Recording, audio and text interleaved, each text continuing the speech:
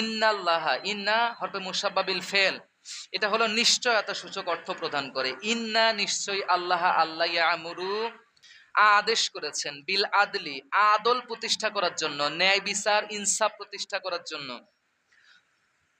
বিল আদলি ওয়াল ইহসান এবং দয়া করা,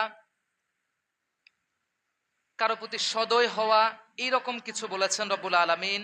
ওয়া ইতা ইজিল কুরবা এবং আত্মীয় স্বজনদেরকে দান করার ব্যাপারে। ওয়াইয়ানহা নিষেধ করেছেন আনিল ফাহশাই ওয়াল মুনকার ওয়াল বাগি, মন্দ গর্হিত কাজ এবং অবাধ্যতা হতে, ওয়াল বাগি অবাধ্যতা হতে নিষেধ করেছেন। এটা কেন? ইয়াইজুকুম লাআল্লাকুম তাযাক্কারুন, যাতে রব্বুল আলামিন ওয়াজ করতেছেন যাতে করে আপনারা আল্লাহ রব্বুল আলামিনকে স্মরণ করতে পারেন।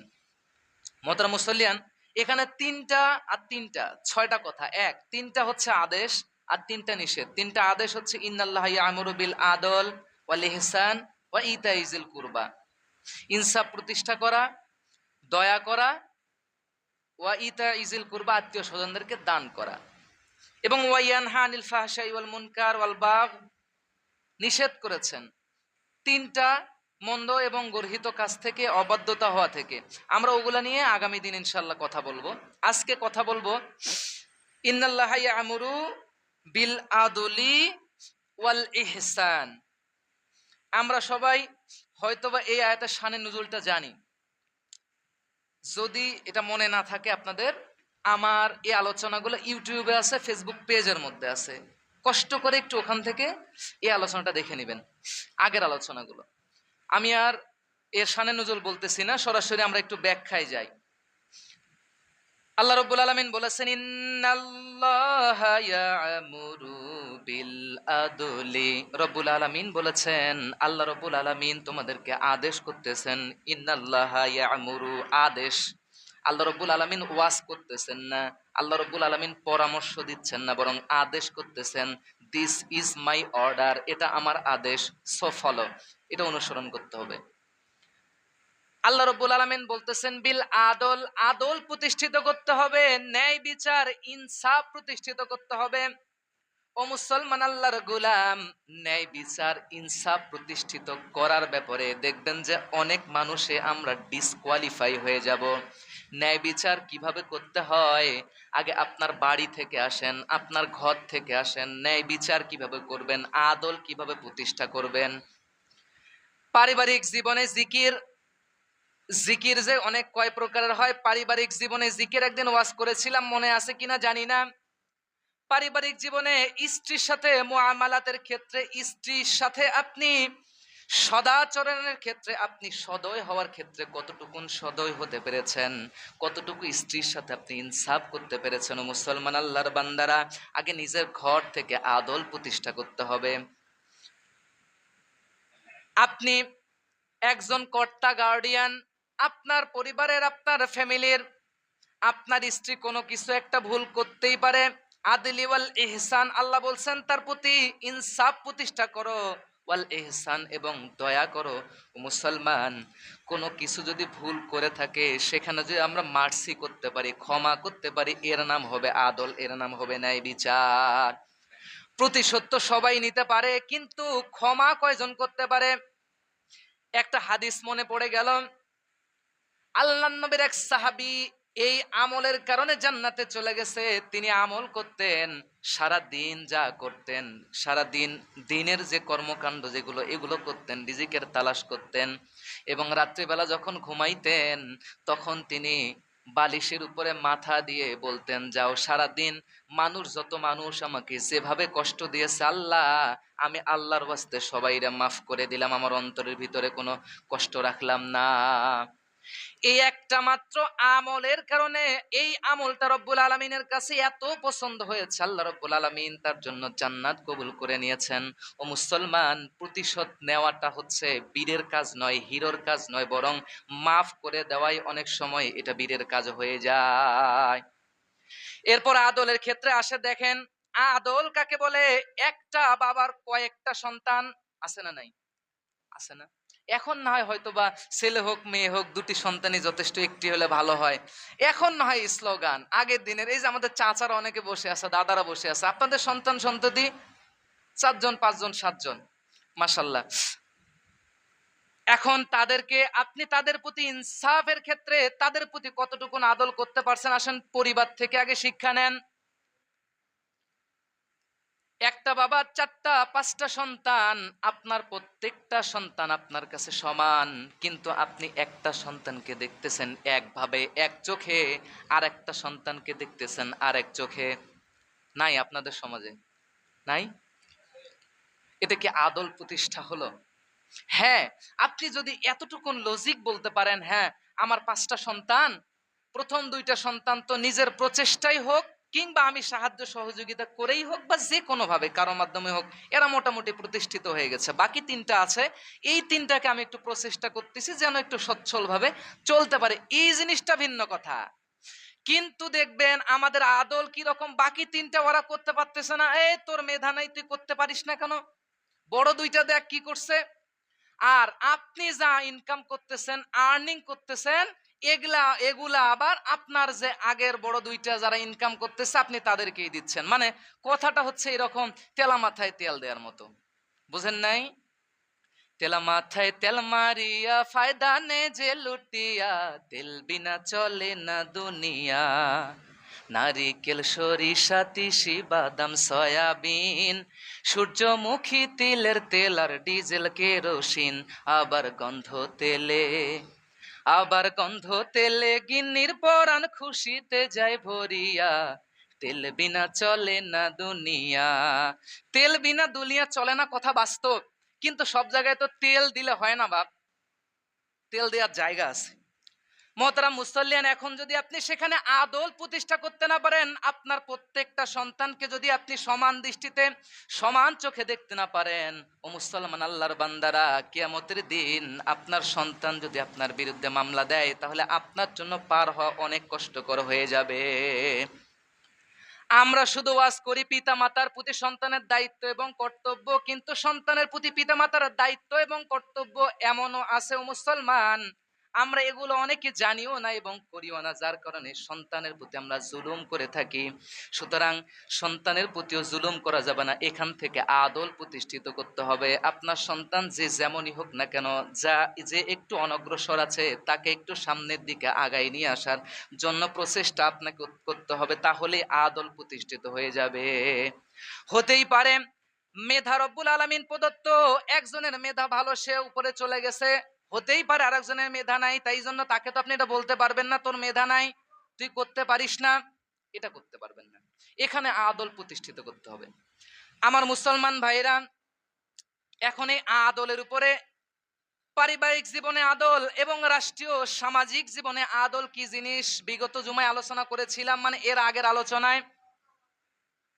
আমার মুসলমান ভাইরা, এইটা বলবো না, শুধুমাত্র শুনেন রব্বুল আলামিনের আদল কিরকম। আল্লাহ রব্বুল আলামিন নিজে ওয়াজ করতেছেন এবং নিজে আদল প্রতিষ্ঠিত করেছেন। কিরকম আদল দেখেন, এই যে সূর্যটা যে ওঠে প্রতিদিন সকালবেলা পূর্ব দিকে উদিত হয়, এই সূর্যের আলো শুধুমাত্র রব্বুল আলামিনের প্রতি যারা ঈমান পোষণ করে এরাই শুধুমাত্র পায়, নাকি নাস্তিকরাও পায়?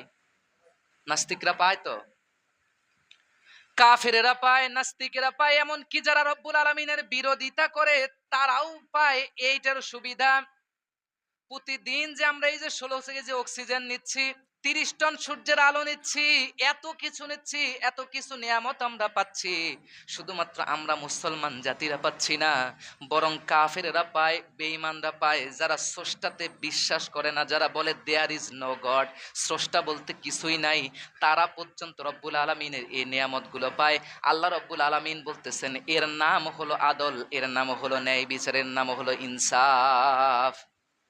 আমার মুসলমান ভাইরা, যিনি ওয়াজ করতেছেন রব্বুল আলামিন, তিনি ইনসাফ প্রতিষ্ঠিত করলেন। এবার দেখেন বৃষ্টির পানি যখন হয়, বৃষ্টির পানি হয়, একই পাতারের মধ্যে হিন্দু আবাদ করে, খ্রিস্টান আবাদ করে, বৌদ্ধ আবাদ করে, একই পাতারের মধ্যে মুসলমানরা আবাদ করে, একই পাতারের মধ্যে দেখবেন যে যারা ফার্স্ট ক্লাস ইমানদার এরাও আবাদ করে, যারা সুদ খায় ঘুষ খায় এরাও আবাদ করে। রব্বুল আলামিন যখন বৃষ্টি দেয়, সমান হারে প্রত্যেকটা মানুষের জমিনে বৃষ্টি দেয়। এটাই হলো রব্বুল আলামিনের আদল, এটাই হলো রব্বুল আলামিনের ন্যায় বিচার। আমার মুসলমান ভাইরা, রব্বুল আলামিন প্রত্যেককেই সমানভাবে নেয়ামত গুলো দিয়েছেন, যাতে করে আমরা বলতে না পারি আল্লাহ আমি তো নেয়ামত পাই নাই। আল্লাহ রব্বুল আলামিন আদল প্রতিষ্ঠিত করে বলতেছেন, এখন ওয়াজ করতেছেন আমাদেরকে আদল প্রতিষ্ঠিত করা লাগবে। এবার আসেন ওয়াল ইহসান, সদাচরণের ক্ষেত্রে। এখন সদাচরণের ক্ষেত্রে সব থেকে গুরুত্বপূর্ণ যেটা আপনার সব থেকে বেশি আপনাকে যেদিকে বেশি কেয়ার নিতে হবে সেটা হচ্ছে পিতামাতার ক্ষেত্রে। কারণ রব্বুল আলামিন বলেছেন ওয়াকাদা রব্বুকা আল্লা তা'বুদু ইল্লা ইয়্যাহু ওয়া বিল ওয়ালিদাইনি ইহসান। আল্লাহ রব্বুল আলামিনের বিধানের পর, রব্বুল আলামিনকে স্রষ্টা হিসেবে মানার পর যার আনুগত্য করতে হবে, যার প্রতি ইহসান করতে হবে, যার প্রতি আপনাকে কোমল আচরণ করতে হবে, তিনি হচ্ছেন পিতামাতা।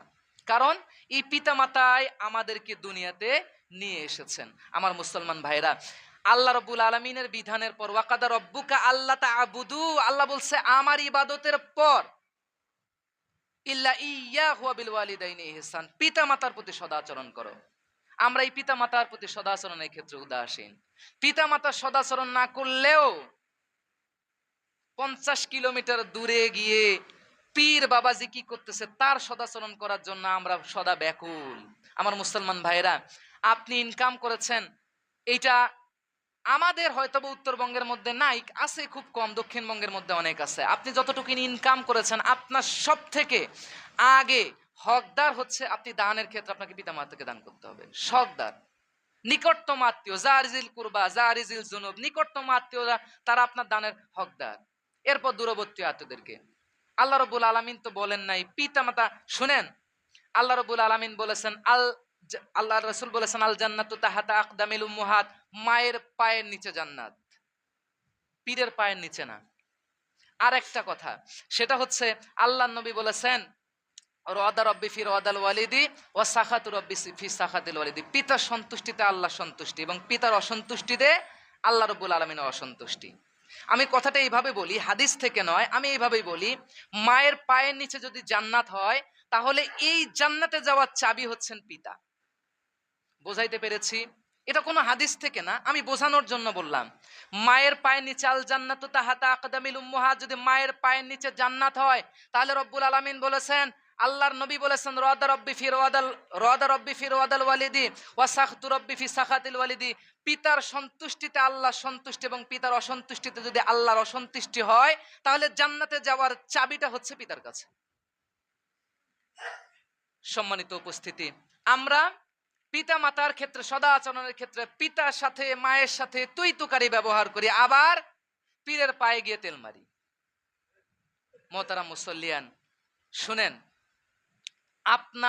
আপনাকে জান্নাতে যাওয়ার, আমি তো একটু আগেই বললাম, একমাত্র অবলম্বন, একমাত্র মাধ্যম হচ্ছে আপনার পিতামাতা। যতদিন বেঁচে আছে পিতামাতার খেদমত করেন, জান্নাত আপনার জন্য সহজ।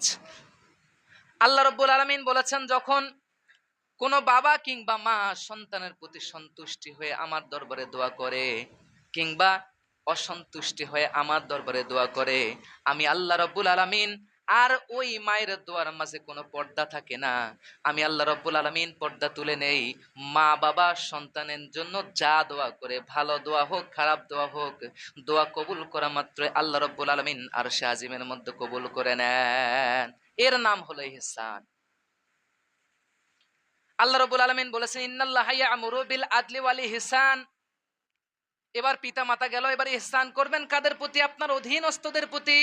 আল্লাহর নবী বলেছেন জীবনের শেষ সময় as-সালাত as-সালাত ওয়া মা মালাকাত আইমানুকুম, জীবনের শেষ সময় যেটা বলেছেন নামাজ নামাজ এবং তোমার অধীনস্থদের, ওয়া মা মালাকাত আইমানুকুম, তোমার অধীনস্থদের প্রতি সদয় হও, অধীনস্থদের প্রতি ভালো ব্যবহার করো। জীবনের শেষ সময় যদি এইটা কথা বলে যাও মুসলমান আল্লাহর বান্দারা, আমাদের অধীনস্থ যারাই আছে, আমাদের অধীনস্থ আমাদের সন্তান সন্ততি থাকতে পারে, আমাদের অধীনস্থ আমাদের স্ত্রী পরিবার পরিজন বর্গ যারা আছেন তারা থাকতে পারেন, আমাদের অধীনস্থ কোনো এমপ্লয়ি থাকতে পারেন, আপনি আমি বড় একটা ইন্ডাস্ট্রির মালিক হতে পারি, কিংবা আমরা কোনো কামলা লাগিয়ে দিয়েছি জমিনের মধ্যে, তাদের প্রতি সদয় ব্যবহার করতে হবে। ওয়ামা মালাকাত আইমানুকুম, তাদের প্রতি সদয় ব্যবহার করতে হবে, এটা আল্লাহর নবীর নির্দেশ। যদি তাদের প্রতি সদয় ব্যবহার করতে পারি, তাহলে আল্লাহ রাব্বুল আলামিন বলেছেন ইন্নাল্লাহা ইয়া'মুরু বিল আদলি ওয়াল ইহসান, তাহলে তাদের প্রতি দয়া করা হবে। তাহলে হয়তোবা রব্বুল আলামিন আমাদেরকে এই ওসিলায় কিয়ামতের দিন মাফ করে দিতে পারেন। আমার মুসলমান ভাইরা, এবার গেল এটা মানুষের প্রতি। এগুলো কথা বলতে গেলে অনেক সময় লাগবে, অনেকগুলো উদাহরণ দিতে পারবো। এবার মানুষের প্রতি গেল। এরপর আসেন দুনিয়াতে বিচরণশীল যত জীবজন্তু আছে এদের প্রতি সদয় ব্যবহার করা লাগবে, এটা আল্লাহ রাব্বুল আলামিনের নির্দেশ। আল্লাহর নবী বলেছেন ইরহাম ফিল আরদি ইয়ারহামুকুম মান ফিস সামা। যে ব্যক্তি পৃথিবীতে বিচরণশীল যত জন্তু আছে এদের প্রতি সদয় হয়, এদের প্রতি সদাচরণ করে, এদের প্রতি ইনসাফ করে, এদের প্রতি দয়া দেখায়, আকাশের মালিক তাদের প্রতি সদয় হবেন, তাদের প্রতি দয়া দেখাবেন।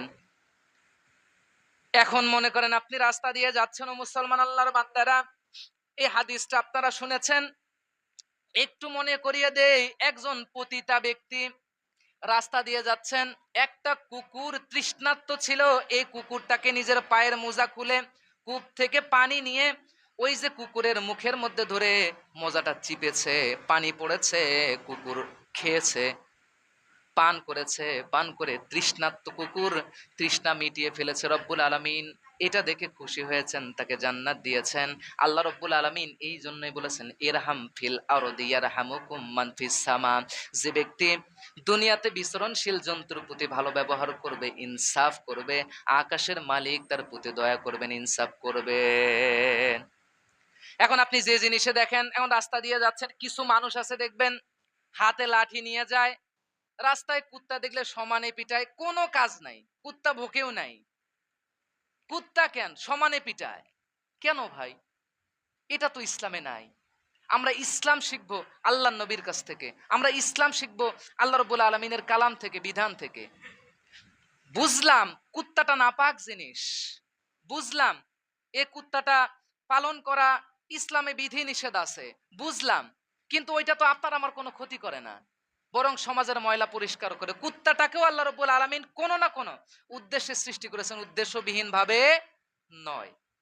এখন যেটাই বিচরণশীল যে জিনিসই দেখেন আপনি দুনিয়াতে অবস্থিত, প্রত্যেকটার প্রতি আপনি সদয় হবেন, সদাচরণ করবেন। অনেক মানুষ আছে দেখবেন বাড়িতে ডোমেস্টিক এনিমেল আছে না, গৃহপালিত পশু আছে, থাকতে পারে হচ্ছে ছাগল, ভেড়া, তারপরে হচ্ছে উট, দুম্বা বা গরু ইত্যাদি ইত্যাদি।